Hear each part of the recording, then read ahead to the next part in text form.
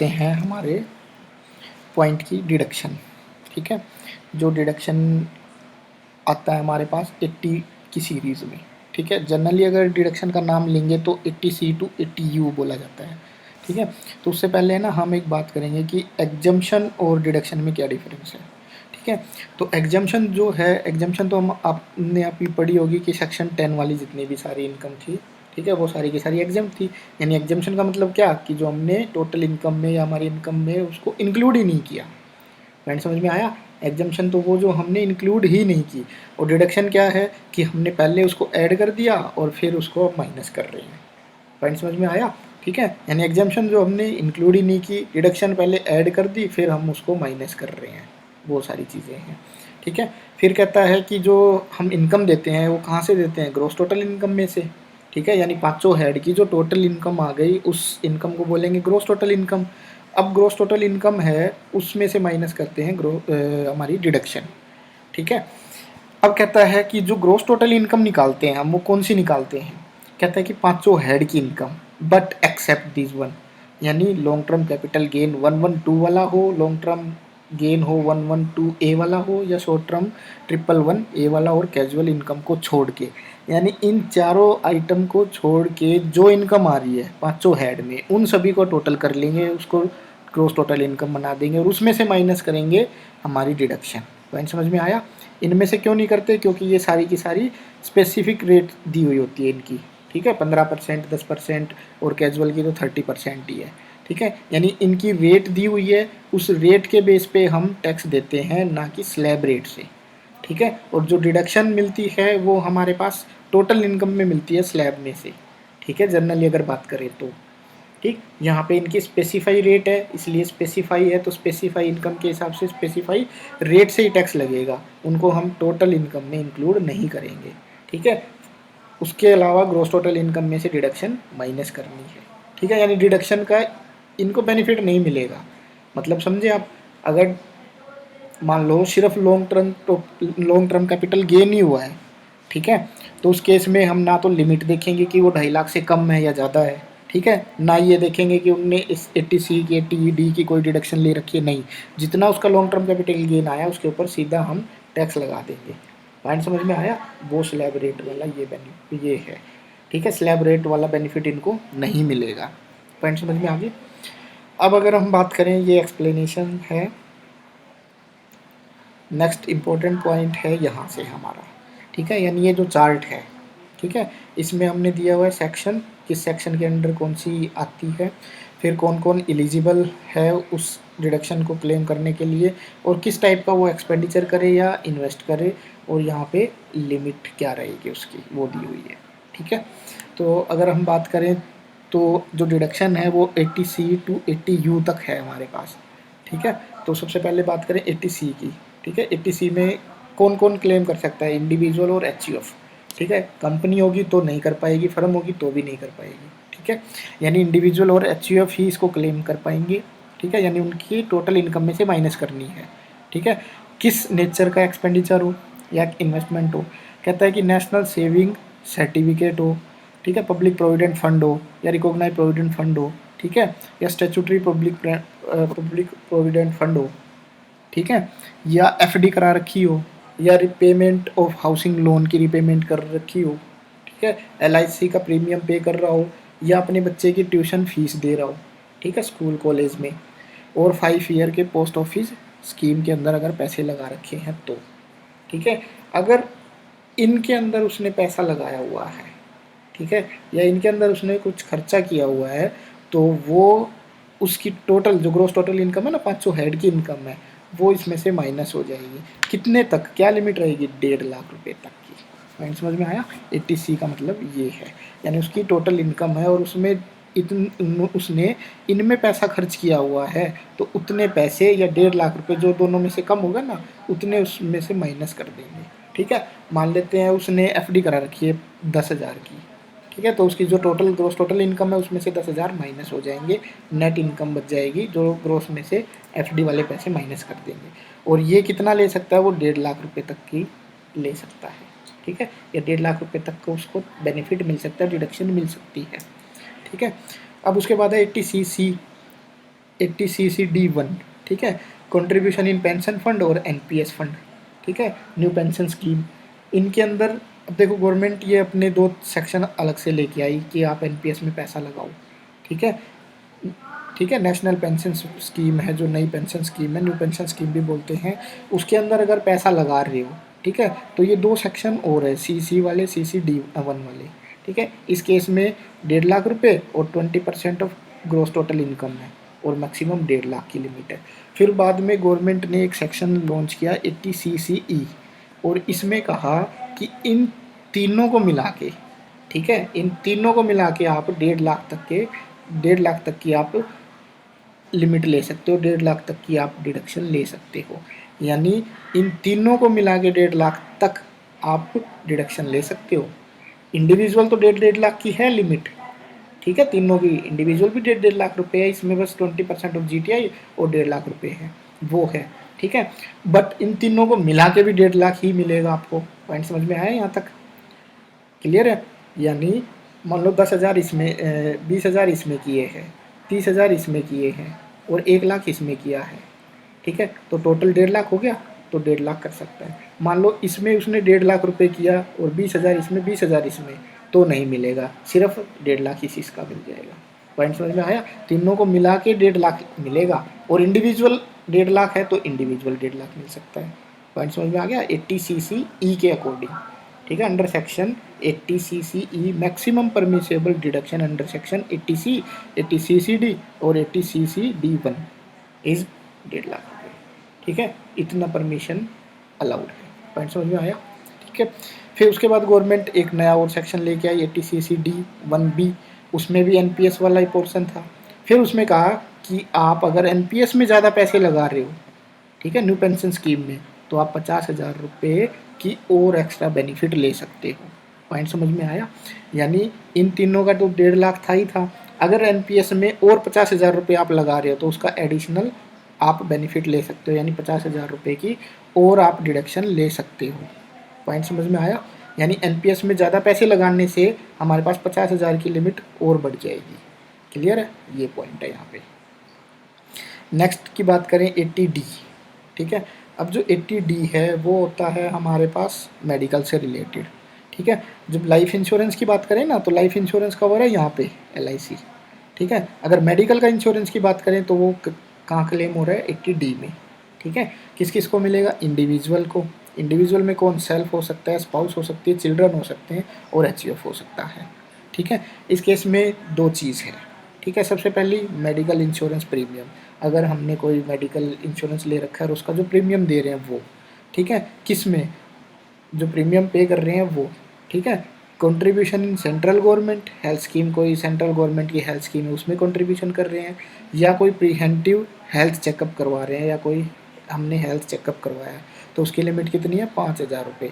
यानी health checkup की एक लिमिट दी हुई है, बस 5,000 रुपये तक आप खर्चा कर सकते हो, ठीक है। पॉइंट समझ में आया?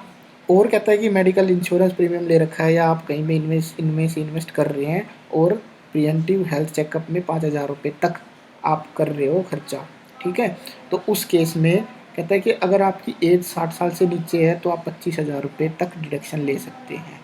मान लेते हैं उसने इंश्योरेंस करवा रखा है मेडिकल इंश्योरेंस और उसकी 30,000 की किस्त जा रही है, ठीक है, प्रीमियम जा रहा है 30,000 का, और उसकी एज 60 साल से कम है, तो उसको सिर्फ 25,000 ही अलाउड होंगे। पॉइंट समझ में आ गया? ये बात है। नेक्स्ट, अगर 60 साल से ऊपर है तो उसको 50,000 तक की लिमिट मिल जाएगी, यानी 50,000 तक की डिडक्शन वो ले सकता है। मान लेते हैं अब वो अगर 60 साल से ऊपर का है और 30,000 रुपये खर्च कर रहा है प्रीमियम पे, तो उसकी माइनस कर देंगे ग्रॉस टोटल इनकम में से 30,000 रुपये। क्लियर है? फिर कहता है कि अगर पेरेंट है, ठीक है, बच्चों और उनके केस में तो 60 साल का यही है, पेरेंट्स अगर 60 साल से ऊपर है तो 25,000 की और एक्स्ट्रा बेनिफिट मिल जाएगा, ठीक है। सॉरी 60 साल से कम है तो 25,000 का और बेनिफिट मिल जाएगा, अगर 60 साल से ऊपर है तो 50,000 का और बेनिफिट मिल जाएगा। पॉइंट समझे? अगर इंडिविजुअल खुद है, ठीक है, और उसके डिपेंडेंट फादर है, ठीक है, तो उस केस में वो कितनी डिडक्शन ले सकता है? अगर वो 60 साल से नीचे का है तो 25,000 ये, अगर उसका फादर 60 साल से ऊपर का है तो 50,000 ये, अगर 60 साल से कम है तो 25,000 का ये, अगर देखो कम है दोनों ही तो 25-25 50,000 का बेनिफिट ले सकते हैं। अगर फादर 60 साल से ऊपर का है तो 25 उसके और 50 उसके फादर के, यानी 75 का बेनिफिट मिल सकता है। बताओ यहाँ तक समझ में आया कि नहीं आया? ठीक है, अगर दोनों ही 60 साल से ऊपर है तो 1 लाख तक का बेनिफिट ले सकते हैं। क्लियर है? फिर कहता है अगर किसी के पास, ठीक है, मेडिकल इंश्योरेंस प्रीमियम या मेडिकल इंश्योरेंस नहीं है, उस केस में कहता है कि मेडिकल एक्सपेंडिचर देखे जाएंगे। ठीक है, मेडिकल एक्सपेंडिचर सेल्फ या स्पाउस या पेरेंट्स के जिनकी एज 80 साल से ज़्यादा है, ठीक है, तो उनको 50,000 तक का खर्चा अलाउड हो जाता है। मैंने समझ में आया? जिनके पास नो मेडिकल इंश्योरेंस है, यानी मेडिकल इंश्योरेंस नहीं है और वो खर्चा कर रहे हैं सेल्फ खुद के ऊपर या स्पाउस के ऊपर या पेरेंट्स के ऊपर, और जिनकी एज 80 साल से ऊपर है, उनको 50,000 तक का ये बेनिफिट मिल जाएगा। बताओ यहाँ तक समझ में आया कि नहीं आया? ठीक है, ये पॉइंट है 80D का। फिर बात करते हैं 80DD की। किसको मिलेगा? Individual ratio of medical treatment of dependent handicap. अब देखो यहाँ पे डिपेंडेंट हैंडीकैप है, यानी कुछ बच्चे ऐसे हो सकते हैं जो अपने फादर पे डिपेंड होते हैं, हैंडीकैप, ठीक है, और खुद जो अपनी खुद की इनकम कमाते हैं, ठीक है, वो जो खुद की इनकम कमा रहे हैं ना, उस केस में तो 80U आता है। ठीक है, deduction in respect of totally blind और mentally related to physical handicap person, ठीक है, उनके केस की बात है।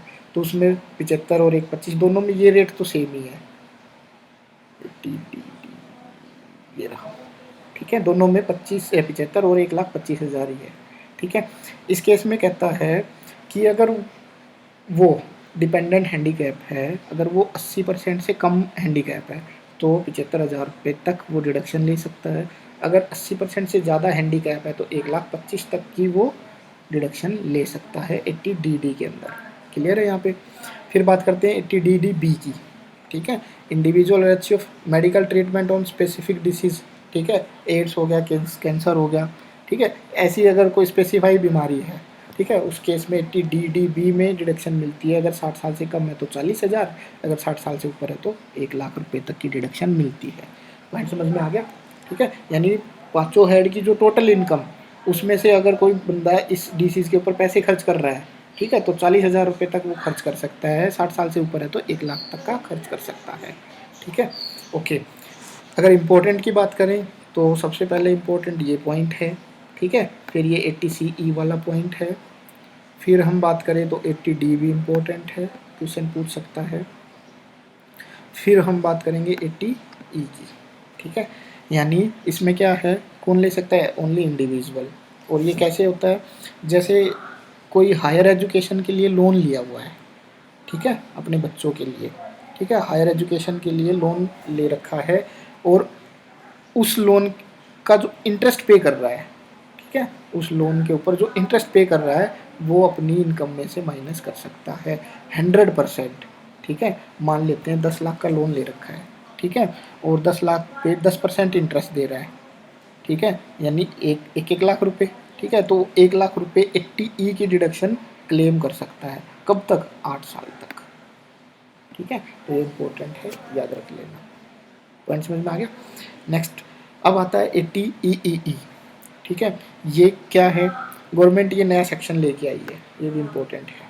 ठीक है, ये कहते हैं कि अगर आपने ना कोई हाउस लिया हुआ है, ठीक है, आपने देखा होगा जो सेल्फ ऑक्यूपाइड हाउस है, हाउस प्रॉपर्टी में उस केस में 30,000 और 2 लाख की डिडक्शन मिलती थी वहाँ पे हाउस को बनाने के लिए।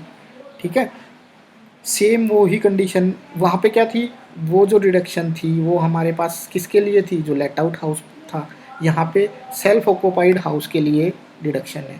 ठीक है, कहता है कि अगर आपके पास एक ही रहने का मकान है, ठीक है, और वो आपने लोन लेके बनाया हुआ है या ख़रीदा है, ठीक है, तो उस केस में कहता है अगर आपके हाउस की वैल्यू 50 लाख तक है और 35 लाख से कम का लोन लिया हुआ है, ये दो कंडीशन होनी चाहिए, यानी आपके हाउस की वैल्यू कितनी होनी चाहिए? 50 लाख तक, और 35 लाख से कम का लोन ले रखा होगा, तो आपको 50,000 तक का इंटरेस्ट का बेनिफिट मिल जाएगा 80EE के अंदर। पॉइंट समझे? यानी कोई सेल्फ ऑक्यूपाइड हाउस है, ठीक है, और उसको एक्वायर करने के लिए हमने लोन लिया, ठीक है, वो लोन लिया, उसके ऊपर इंटरेस्ट पे कर रहे हैं, ठीक है। और कहता है कि जो इंटरेस्ट आप पे कर रहे हो उस हाउस की, ये दो कंडीशन होनी चाहिए, यानी वो हाउस 50 लाख से कम का होना चाहिए, ठीक है, और 35 लाख से कम का लोन होना चाहिए, ठीक है। तो उस केस में आपके पास 50,000 रुपये तक मैक्सिमम इंटरेस्ट की डिडक्शन आप ले सकते हैं। क्लियर है? 80 के अंदर, ये भी इम्पोर्टेंट है। अब बात करते हैं 80G, ये भी इम्पोर्टेंट है हमारे पास, ठीक है। इसमें से क्वेश्चन लगभग लगभग पूछ ही लेते हैं, ठीक है। अब देखो 80G की अगर बात करें तो ये होता है डोनेशन का, ठीक है। स्पेसिफाई फंड के अंदर अगर कोई डोनेशन कर रहा है तो वो उसकी डिडक्शन से रिलेटेड आता है। ओके, इसमें है ना जनरली 4 टाइप के हो सकते हैं। अगर बात करें deduction of amount donated without any qualifying limit, यानी आप अपनी मर्जी से कितना भी डोनेशन दे दो, कोई लिमिट नहीं है।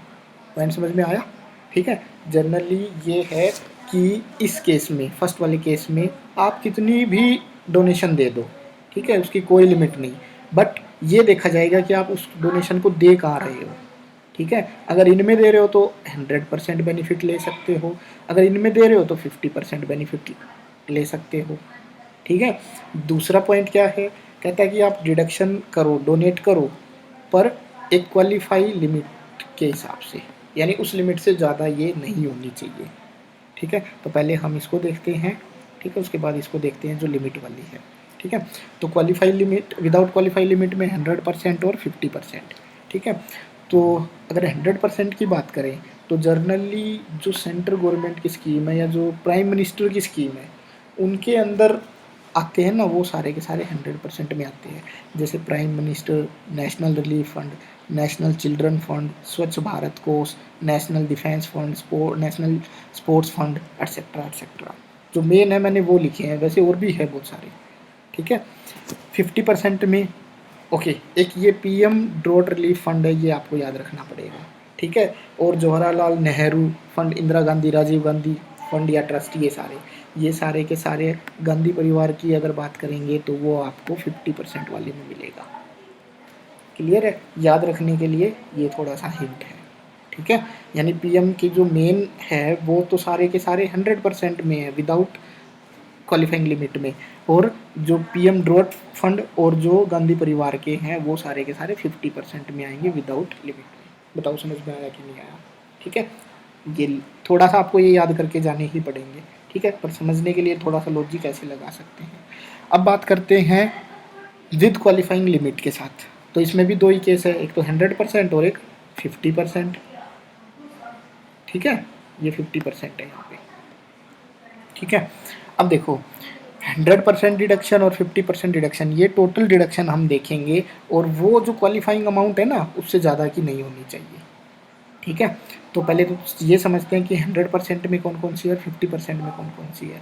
गवर्नमेंट एंड लोकल अथॉरिटी और institution for promotion of family planning, अगर हम डोनेशन देते हैं गवर्नमेंट को या लोकल अथॉरिटी को जिसका काम है प्रमोशन ऑफ फैमिली प्लानिंग के बारे में प्रमोट करने का, ठीक है। Donation to Olympic game and sports, उनमें अगर दे रहे हैं तो 100% हमारे पास विद क्वालिफाइंग लिमिट के साथ 100% डिडक्शन मिलेगी, ठीक है। 50% किस में? Government any local authority to be use to charitable purpose, ठीक है, यानी चैरिटेबल पर्पस से कोई पैसा लिया गया है किसी गवर्नमेंट से या लोकल अथॉरिटी से, ठीक है, या अदर देन फैमिली प्लानिंग, ठीक है, या कोई नोटिफाइड टेम्पल है, चर्च है, गुरुद्वारा है, यानी रिलीजियस से रिलेटेड है, ठीक है। तो रिलीजियस से रिलेटेड का 50% आता है विद क्वालिफाइंग लिमिट में, ठीक है। बताओ यहाँ तक समझ में आया कि नहीं आया? ठीक है। जनरली अगर हम बात देखें तो जो हमारे पास विदाउट वाले हैं उसके दो हैं, दो में जो पीएम के हैं वो मेन, ठीक है, और 50% वाले में विदाउट में कौन से? जवाहरलाल नेहरू यानी गांधी परिवार वाले और ड्रॉट रिलीफ फंड, ठीक है। अगर बात करें क्वालिफाइंग की, क्वालिफाइंग में हमारे पास फैमिली प्लानिंग से रिलेटेड और कोई गेम से रिलेटेड है, ठीक है। 50% वाले में जो रिलीजियस पर्पज़ के लिए है, ठीक है, टेम्पल वेम्पल के लिए, इनके लिए कोई पैसा दे रहा है तो वो सारा, ठीक है। अब कहता है नेक्स्ट पॉइंट कि जो क्वालिफाइंग अमाउंट है ना वो कैसे निकालेंगे, ठीक है। तो उसमें कहता है कि सबसे पहले आपको एडजस्टेड टोटल इनकम निकालनी पड़ेगी, ठीक है, यानी ग्रॉस टोटल इनकम में से रिड्यूस करना पड़ेगा ऑल डिडक्शन, ठीक है, सारी की सारी डिडक्शन माइनस करनी है 80G STG वाले इन पोर्शन को छोड़ के, ठीक है, यानी इन सबको छोड़ के वो सारी की सारी आपने क्या करनी है, माइनस करनी है। पॉइंट समझ में आया?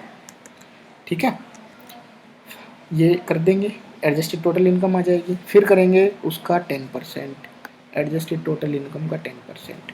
ठीक है, और वो जो 10% आएगा और जो इनमें हम पैसा दे रहे हैं, ठीक है, यानी जो इन दोनों में से कम होएगा ना उसकी डिडक्शन मिलेगी। ठीक है, कैलकुलेट एग्रीगेट, एग्रीगेट मतलब सारी डोनेशन। ठीक है, इन दोनों पार्ट्स में जितनी भी डोनेशन की है वो सारी टोटल हम कर देंगे। ठीक है, टाइप 3 और 4 में वो वाली। फिर देखेंगे कि जो दोनों में से कम है। ठीक है, यानी 10% ऑफ ATI का और सारी डोनेशन जो दोनों में से कम है उतना मैक्सिमम हमें डिडक्शन मिल जाएगी। बताओ समझ में आया कि नहीं आया? ठीक है, अब कहता है no deduction shall be allowed for the donation paid in cash excess of ₹2000। 2000 रुपये से अगर कम की हम कैश में पेमेंट कर रहे हैं, ठीक है, तो उसकी डिडक्शन मिल सकती है। 2000 से ज़्यादा के लिए हमें नॉन कैश आइटम यूज़ करना पड़ेगा। ठीक है, ये पॉइंट है यहाँ पे। ठीक है, और ये इंपॉर्टेंट है, इसको एक बार अच्छे से देख लेना। क्लियर है? नेक्स्ट 80GG की बात करें। ठीक है, अब ये सेक्शन इतना इम्पोर्टेंट है नहीं। ठीक है, जनरली ये किसके लिए है?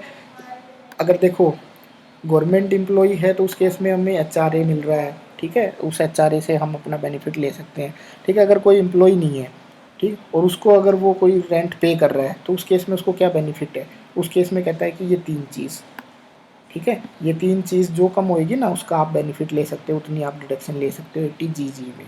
ठीक है, मान लो कोई शॉपकीपर है, ठीक है, और वो दुकान चला रहा है और किराए पे रह रहा है। ठीक है, तो उसकी जो टोटल इनकम होगी ना उस इनकम में से वो 80GG वाली रेंट की ये डिडक्शन ले सकता है।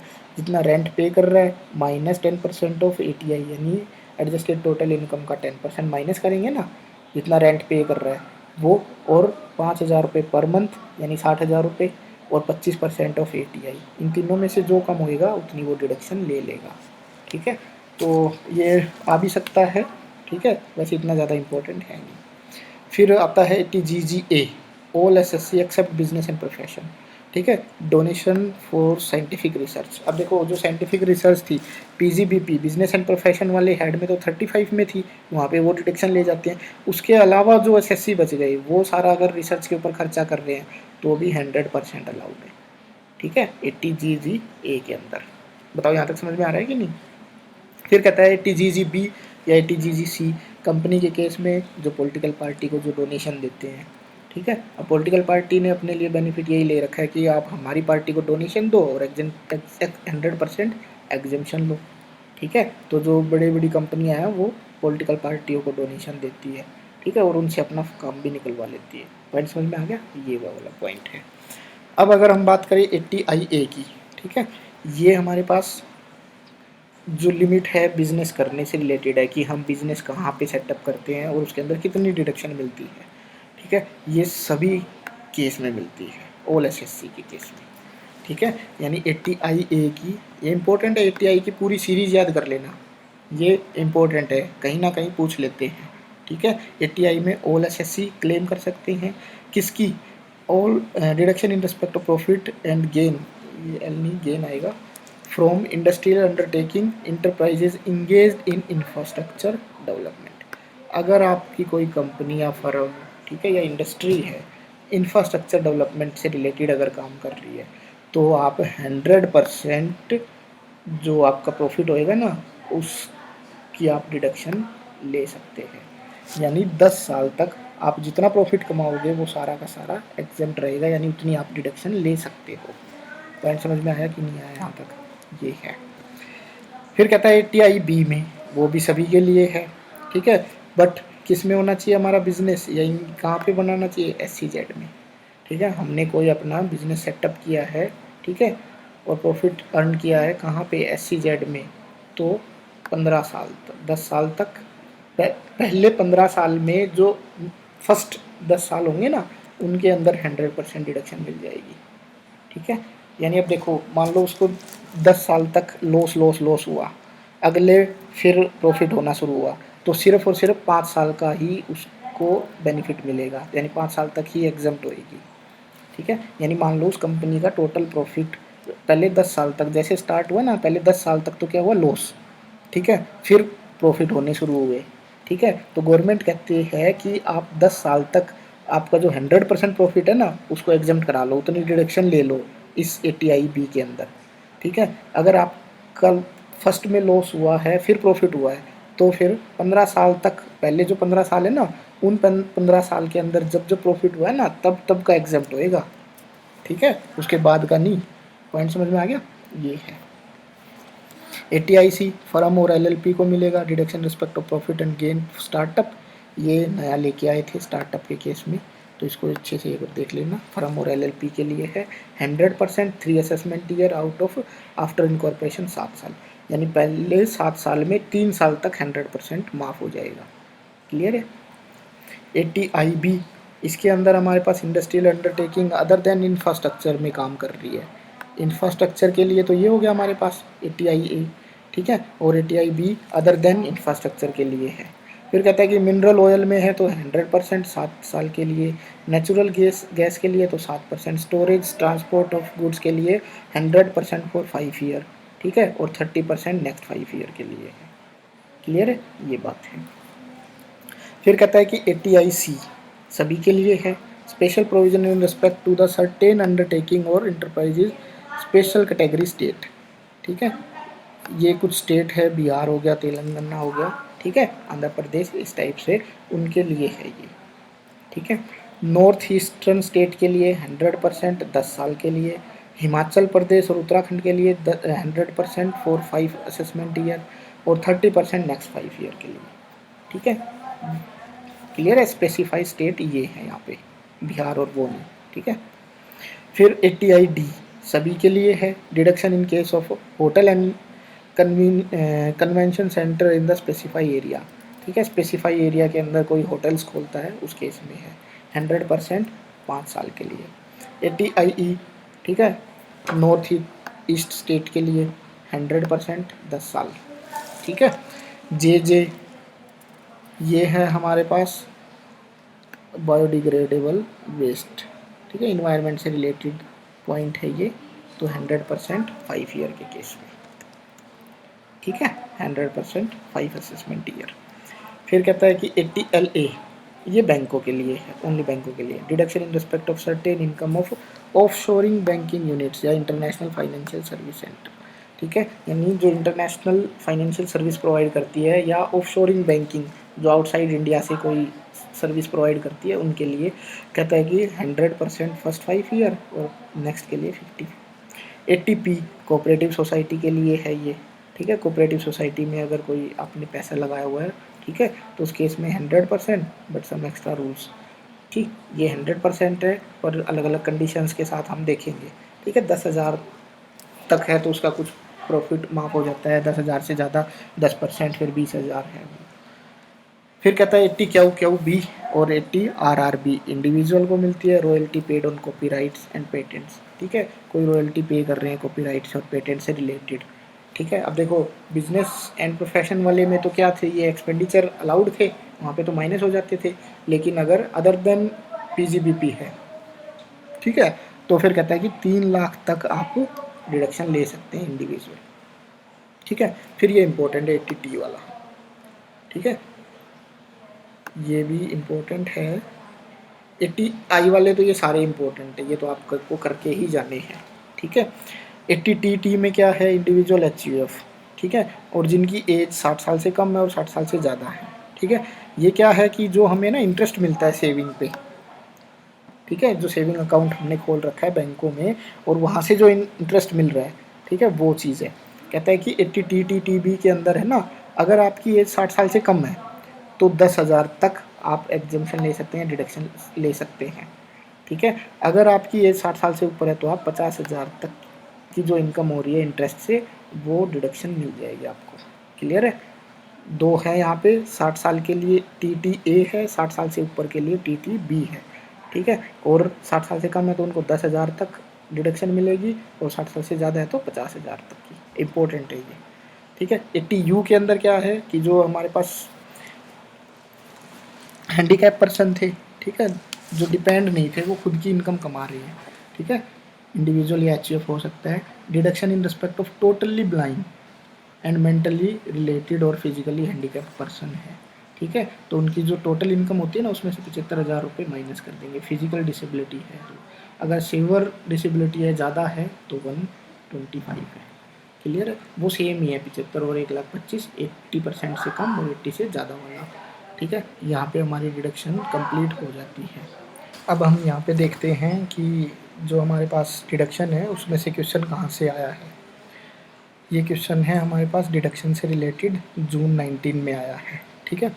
तो अगर बात करें, सबसे पहले हमारे पास जो लिस्ट दी हुई है, लिस्ट ए और लिस्ट बी, ठीक है, इनमें मैच कराना है हमने, ठीक है। या तो देखो क्वेश्चन पूछेगा मैचिंग में पूछेगा, या इंडिविजुअल भी पूछ सकता है कि किसकी क्या क्या लिमिट है। अगर पिछले क्वेश्चन आप देखोगे तो उनके अंदर है ना, आपको ये देखने को मिलेगा कि कितनी कितनी लिमिट है, ठीक है, और किस किस को मिलती है, वो क्वेश्चन पूछेंगे या मैचिंग में पूछेंगे। तो सबसे पहले अगर बात करें ATTTA की, तो अभी अभी हमने पढ़ा था ATTT हमारे पास ये रहा, ठीक है। किसको मिलता है, इंटरेस्ट ऑन सेविंग अकाउंट पे 10 और 50,000 तक का, यानी ATT में हमारे पास मैच हो जाएगा ये, deduction respect of interest on deposit in saving. ATCCD, अगर देखो CCD की बात करें TC वाली, तो जर्नली है ना LIC प्रीमियम NPS से रिलेटेड वहाँ पे हमारे पास पोर्शन आते हैं, ठीक है। तो अगर इसको हम देखें तो कहाँ पे मैच करेगा, deduction in respect of contribution national pension, ठीक है, CC वाला। 80E मैंने कहा था बहुत ही इंपॉर्टेंट है, ये 2-3 बार आया हुआ है, तो यानी ये एजुकेशन से रिलेटेड है, ठीक है, यानी जो लोन ले रखा है उसके ऊपर interest on loan taking of higher education, यानी 1। 80EE, अभी देखो 80EE हमारे पास था हाउस प्रॉपर्टी से रिलेटेड, ठीक है, यानी कौन सा house property, residential, only residential purpose के लिए जो है हमारे पास ये, ठीक है। ऐसे अगर मैचिंग करेंगे तो हमारा आंसर आ जाएगा ए, ठीक है। आई होप कि आपको समझ में आ गया है डिडक्शन तक, यानी यहाँ तक अब हमने डिडक्शन कर ली है, ठीक है। अगर हमारे सिलेबस की बात करें तो हमारे पास यहाँ तक का कवर हो चुका है, deduction from gross total income, ठीक है। ये वाला पोर्शन यानी यहाँ तक का कंप्लीट हो चुका है, क्लियर है, यानी जो एक यूनिट है हमारी वो लगभग लगभग पूरी हो चुकी है।